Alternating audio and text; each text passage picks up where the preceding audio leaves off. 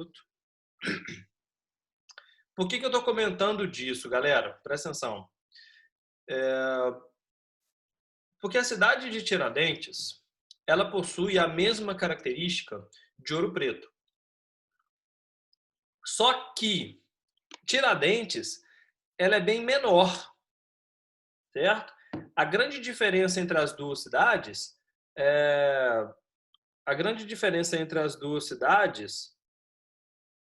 é o tamanho delas, correto? Ou seja, em Ouro Preto se encontrou tanto ouro, mas tanto ouro, que Ouro Preto se torna a principal vila, né, a principal cidade de todo esse período. É o local onde, justamente por ter mais ouro, que o rei vai colocar os seus prédios públicos, é onde os fiscais vão estar, é onde o bispo vai viver. Mas outras cidades que também conseguiram encontrar ouro foram se desenvolvendo e foram passando por algumas transformações que a gente estuda nessa aula de agora, que é a questão da religiosidade que existe nessa vida urbana, ok?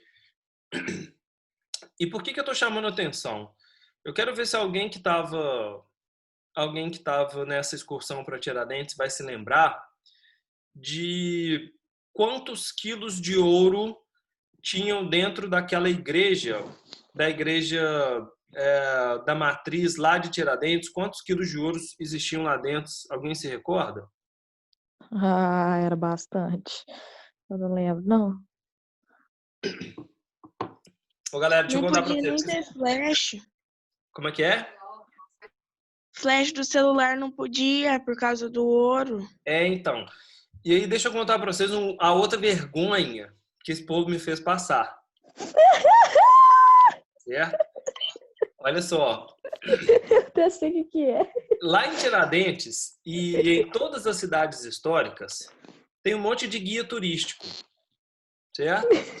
E os guias turísticos, eles cobram para te acompanhar, para fazer o passeio. Então, se você chega sozinho numa cidade, galera, que você não conhece nada daquela cidade, você contrata o serviço de um guia turístico, certo? Você paga para o guia turístico e o guia turístico vai te dando as dicas, vai te falando, ó, esse casarão aqui foi o casarão do fulano. Esse casarão aqui foi o casarão do ciclano. Não, bacana, tal, papapá. Essa igreja foi construída não sei aonde, aqui está enterrado o cabuquinho e tal. Beleza. E a gente chegou lá com um ônibus. Certo? A gente chegou em Tiradentes com um ônibus. E eu consegui, junto com a Aline e com a Simone, nós conseguimos convencer o cara da igreja a fazer um valor mais barato pra gente, porque a gente estava na escola, né, tal. E entramos dentro da igreja de Tiradentes. E a igreja de Tiradentes, abram para mim aí, por gentileza, ó, na página 155. Se liga.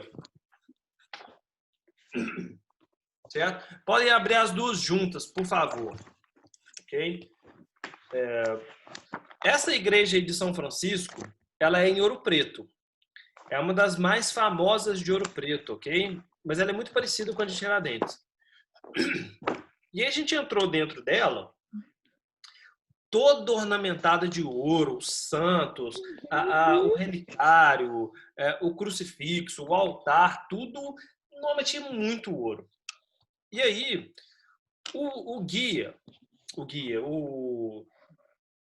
porteiro da igreja, né, porque para entrar tinha que pagar e tudo mais, proibiu a gente de tirar foto, porque o flash danifica toda a estrutura do altar em ouro. E dentro dessa igreja tinha um guia turístico que cobrava muito caro, veio conversar com a gente perguntando se ele queria que a gente que ele desse explicação pra gente, tal. Eu falei que não precisava, que era professor de história, que eu sabia tudo que estava lá. Mentira, tem um monte de coisa que eu não sabia. E aí, todo assim, o cara falou assim, não precisa não, porque ele queria cobrar mais ou menos, acho que eram uns R$50 por pessoa, para ele poder passar as informações. Eu falei, seu camarada, os boca aberta dos alunos estão custando para pagar R$ 2 aqui para entrar. Se tiver R$ 50 para pagar a excursão, entendeu? Só a informação do guia, o povo vai comer. O cara, não, tá tranquilo, não, beleza, entendo. Eu falei, mas se precisar, né, que a coisa você me paga, eu dou um desconto, eu não cobro 50, eu cobro 45. Nossa. Não vai ser dessa vez. E o cara tá assim, então tá bom, então vocês vão ficar sem informação, então, que pena. Vida que segue. Quem disse? Humilde, Galera, cara. O guia entrou com uma família, devia ter o quê? Um pai, uma mãe e um menino. Não, era só um moço e uma moça. Era um casal. Não era um moço e uma moça, né? O cara entrou dentro da igreja e começou a dar a explicação da igreja para a família. Na hora que eu olho, devia ter mais ou menos uns 20 alunos em volta do cara, tudo assim, ó, ouvindo a explicação do cara. E eu falei assim, nossa senhora, esse cara vai vir me cobrar, gente. E eu contei lá, 20 alunos vezes R$ 50, vai dar R$ 500 que eu tenho que pagar para esse cara. Meu Deus do céu. E no final das contas... mas tá num lugar público lá explicando, quer fazer o quê? Os outros pôr tampão de ouvido? Aí o cara, Giovana, eu acho que ele tentava falar baixinho, via os boca abertos que hoje estão no 7º ano, ficava assim, fala mais alto! Tá te ouvindo? E aí, era proibido tirar foto da igreja. Quando eu olho, Rafa, tá lá só os flash aqui assim, ó. Eu e o Marco Antônio. Enfim. Vergonha danada. Quem foi o primeiro? Aí foi o Otávio Vida Denise. Aí ele foi, todo mundo acompanhou ele. E ele fazia pergunta ainda. Ele perguntava que não sei o que, não sei o que. Melhor é a cara do moço que tá me explicando. E aí o cara me olhava tipo assim, ô professor, você vai pagar? Como é que faz? Eu falei assim, quer saber? É problema sério, o que eu vou fazer? Eu vou deixar o problema com quem sabe resolver problema, né? Eu falei assim, Simone, você é professor de matemática, sua vida é resolver equação, faça as contas aí, minha filha, se vira. Eu saí fora, falei assim, gente, qualquer dúvida, eu tô lá fora, entendeu? Mas enfim. E era nem só 30 minutos, a gente ficou um tempão lá escutando a explicação. Não, mas muito. Nossa, uns 45. Eu saí porque eu fiquei assim, eu tô com vergonha, eu vou sair porque esse cara ele não pode achar professor nenhum e não vai ter de quem ele cobrar, sabe? Então, dei linha. Mas, galera, por que eu tô trazendo essa informação para vocês, né? Por que eu tô fazendo essa lembrança? Porque existe uma relação muito forte entre a arte, a riqueza do ouro e a religiosidade desse período, certo? Essas três coisas elas vão se juntar. E o primeiro delas é o seguinte: essa sociedade mineira, né, principalmente essas pessoas que migraram da Europa para cá, começaram a construir sua vida, começaram a viver aqui, elas começaram a se tornar muito ligadas no catolicismo, certo? E quanto mais as pessoas começaram a enriquecer por conta do ouro, né? Já comentei na primeira aula, não só o grande minerador, né? Ou seja, porque o grande minerador ele é o cara que tem acesso ao ouro. De repente, vão se desenvolvendo e vão aparecendo aquelas várias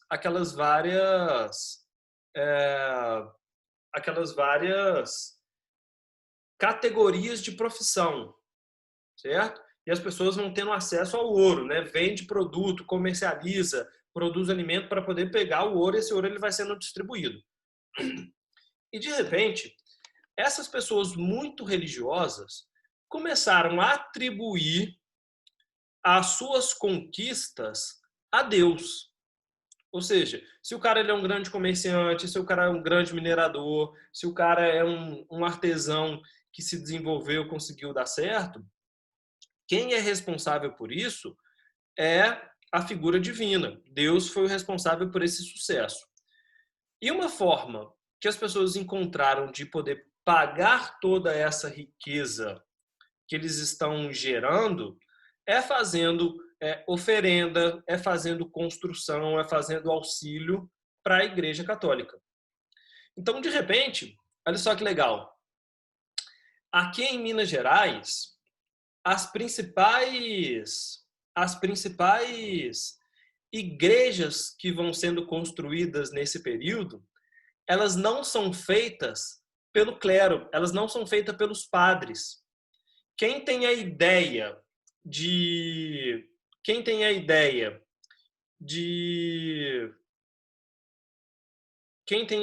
construir essas catedrais, essas igrejas e esses templos todos, não é o padre que manda construir. São os próprios fiéis que fazem doação para aquela igreja. Para quê? Para servir de doação para Deus. E aí, de repente, os grandes mineradores começam a construir igreja, os grandes comerciantes começam a construir igreja, tudo para agradecer o seu sucesso, certo? Os escravos começam a construir igreja, certo?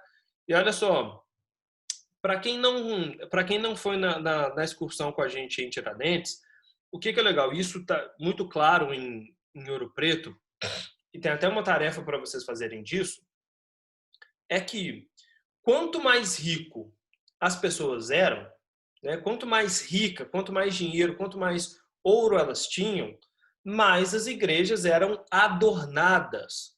E o que é uma igreja adornada?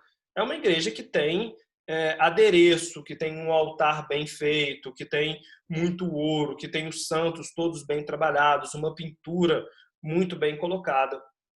E quanto mais inferiores são esses grupos, né, mais rústica a igreja vai sendo, menos detalhe, menos riqueza ela vai se expondo. E isso era uma forma das pessoas, olha só que legal. Legal não, né? Que situação. As pessoas, para elas mostrarem o seu poder em Ouro Preto, né, para provarem para todo mundo que elas são super ricas e super importantes, quanto mais dinheiro elas doassem para a igreja, mais elas seriam adoradas, né? Mais as pessoas valorizariam aquele indivíduo. Então, de repente, todo mundo que queria ser poderoso, que queria ser bem visto nessa sociedade, principalmente aquela elite, eles começaram a fazer grandes doações para essas igrejas. E o que isso significa? Que tem muito ouro que essas pessoas recolheram que elas colocaram lá dentro, sacou? Elas davam ouro e falavam o seguinte, olha, estou dando aqui uma parte de todo o ouro que eu tirei e eu quero que você construa, né, esculpa o artista, o escultor, faça uma escultura com esse ouro para o meu altar. Por quê? Porque as pessoas vão entrar aqui e elas vão saber que a minha família, que fui eu que dei essa riqueza toda e eu que construí essa igreja toda. Inclusive, galera, vocês puderam perceber, e dentro dessas igrejas, tanto de Tiradentes quanto as de Ouro Preto, hoje não é muito comum, mas eu não sei como é que é isso daí aí em Nepomuceno. Vocês saberiam me dizer se tem gente enterrada dentro da igreja? Acontece isso daí aí? Aqui eu acho que não. Aqui Não tem não, né? não. Acho que não. Porque a igreja principal de Nepomuceno é a igreja da Matriz, correto? Tem, que é a da pracinha, não é? Uhum. Depois, gente, agora não, porque vocês estão tudo dentro de casa e não é para sair de jeito nenhum. Mas assim que voltar as missas e a vida voltar a ser normal de novo, lembrem de perguntar para alguém, né, às vezes para o padre ou para alguém que trabalha na igreja, fica lá, se tem alguém enterrado lá embaixo, porque isso era muito comum. O que as pessoas mais ricas elas entendiam? Que se você pagasse a construção de um altar, pagasse a construção de uma igreja, toda essa arte religiosa que representava o povo, né? E aí olha que legal, os artistas eles vão colocar santos negros, anjos negros, instrumentos musicais que fazem parte da vida de Ouro Preto, da vida da mineração aqui no Brasil, tudo nas pinturas, nas esculturas. Por quê? Para as pessoas se verem lá, né? Isso que elas queriam. Elas queriam que você colocasse um pouquinho da vida delas, um pouquinho da característica dela, do que ela sente, do que ela faz parte, naquele altar que elas estão recebendo. E principalmente esse grupo de elite, eles acreditavam que se você fosse enterrado dentro da igreja, você estaria mais perto de Deus. Lembra daquela reforma religiosa que a gente estudou lá no 7º ano? Quando a Igreja Católica vendia as cartas de indulgência, que era um documento que colocava as pessoas mais próximas de Deus, certo?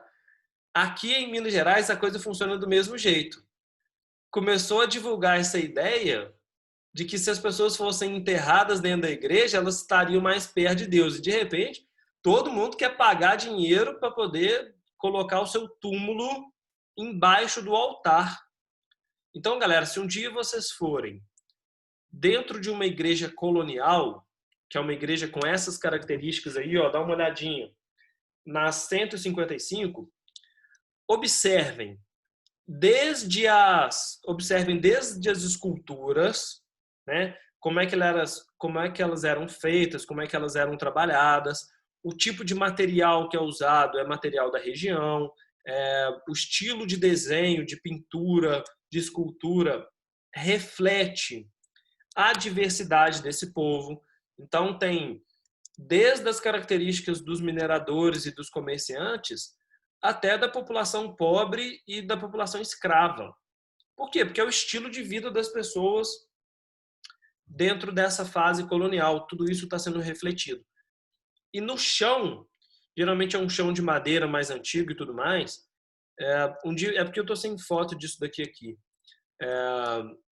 Mas ela é cheia de túmulo dentro das igrejas, porque as pessoas acreditavam que se enterrasse lá dentro, elas ficariam mais próximas desses santos e de chegar no paraíso, né? De chegar no céu. Ok? Para a gente analisar algumas obras, a gente destaca 2 grandes artistas de Minas Gerais. Eu acredito que pelo menos um deles vocês já devam ter ouvido falar, mas os 2 são importantíssimos, são considerados aí os mestres do barroco brasileiro. O que é o barroco? É um estilo artístico em que a religião ela é muito forte, certo? Vocês já ouviram falar no Aleijadinho? Já ouviram falar nesse indivíduo? Já. Já, Ana Júlia? Ótimo. E o que eu queria que vocês já sacassem? O outro, né, o Aleijadinho, que é o Antônio Francisco Lisboa, e o Mestre Ataíde, a gente já pega a pintura do Mestre Ataíde daqui a pouco, eu considero, minha opinião pessoal, até mais bonito do que as obras do Aleijadinho, apesar de que o Mestre Ataíde ele é mais pintor e o Aleijadinho é mais escultor, né? O que eu queria que vocês já entendessem para a gente trazer um pouquinho dessa discussão para a nossa vida atual, galera. Olha só, que é fundamental a gente fazer esse debate. Existia nesse período, e inclusive até hoje, um preconceito racial imenso, certo? Como o Brasil é uma sociedade escravista, isso significa que as pessoas mais excluídas da sociedade eram as populações negras, eram os escravos. E eles eram atribuídos como pessoas inferiores, como pessoas que só servem para o trabalho, que não têm raciocínio, que não têm imaginação, que mal têm alma, certo? E que todas as pessoas importantes, todas as pessoas distintas, todas as pessoas de confiança eram os europeus e principalmente a população branca. E como é que a figura desses dois mestres, tanto do Aleijadinho quanto do mestre Ataíde, elas são fundamentais para a gente rever esse tipo de preconceito e esse tipo de característica? Que os dois, eles estão ligados à senzala, ou seja, são indivíduos negros, são talentosíssimos, são considerados hoje patrono das artes do Brasil. O que é isso? São considerados os símbolos mais importantes da nossa arte. E os dois são indivíduos negros, certo? E isso coloca para baixo todo aquele argumento de inferioridade, né? O argumento que utilizavam que esses grupos, que a população negra, que a população de escravo, nunca vai gerar alguém intelectual, nunca vai gerar alguém com sabedoria para criar nada, que só serve para o trabalho braçal e para ficar dentro da mina minerando o ouro bruto, certo? E aí, se vocês observarem as obras do Aleijadinho, a escultura do Aleijadinho, ele, como um indivíduo negro, ele consegue fazer justamente o que nenhum outro branco consegue, certo? Ele esculpe todas as fachadas e todas as esculturas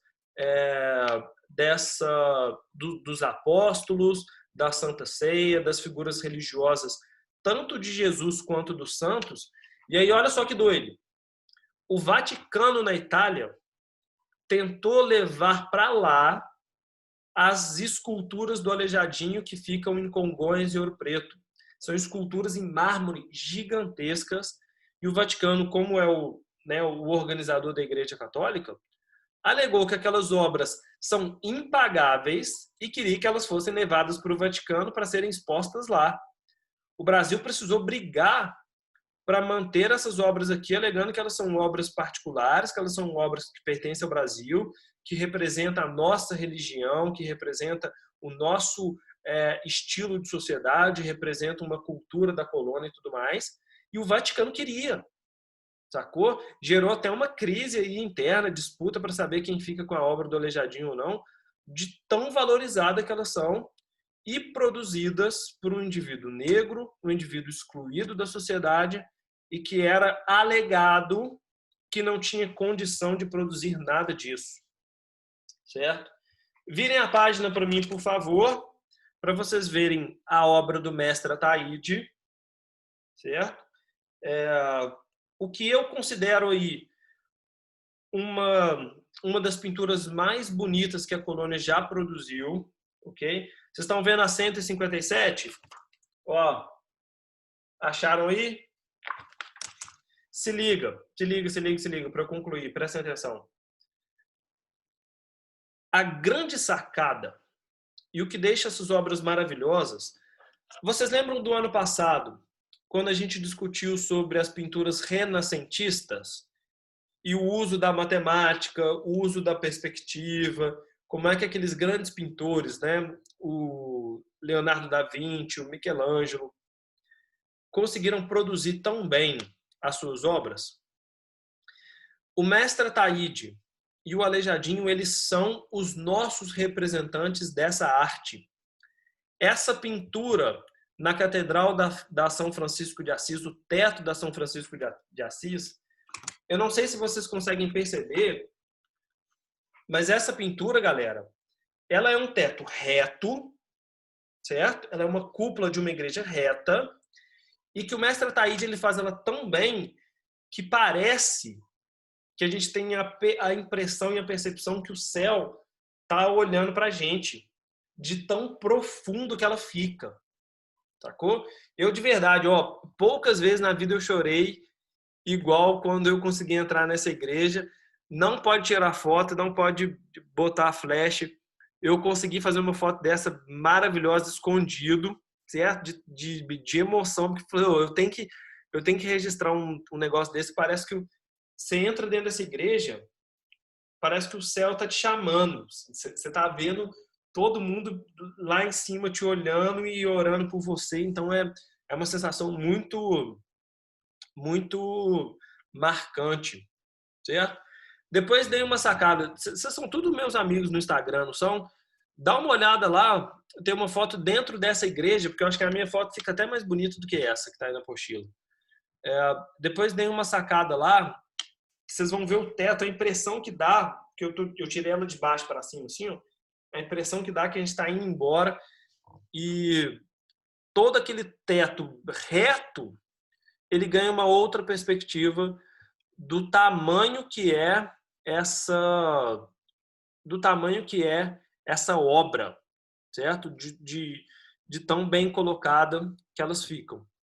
Lembrando que, além de serem ótimos pintores, eles ainda vão colocar todas essas características. Vão colocar os santos negros, vão colocar instrumento musical que faz parte das quermesses e das romarias que existiam em Minas Gerais. Vão colocar todo esse ouro nas obras, porque a riqueza do ouro ela vai ser convertida em doação para as pessoas tentarem salvar sua alma. E tudo isso faz parte do dia a dia do povo brasileiro na colônia. Beleza? Seguinte. Para eu fechar, façam para mim aí a última tarefa desse capítulo, ok? Que vai ser a seguinte. Eu já tinha passado a atividade 3, não já? Na primeira aula, não passei? Passei. Sim. Ok. Façam para essa aula para mim, por favor, a atividade, o Em Casa 3. Pode ser? O Em Casa 3, página 161. Pegaram? Certinho? Uhum. Ótimo. Depois, dá uma sacada lá no Insta do tio, por favor. Deixa o seu like. Propaganda aqui, merchandising online.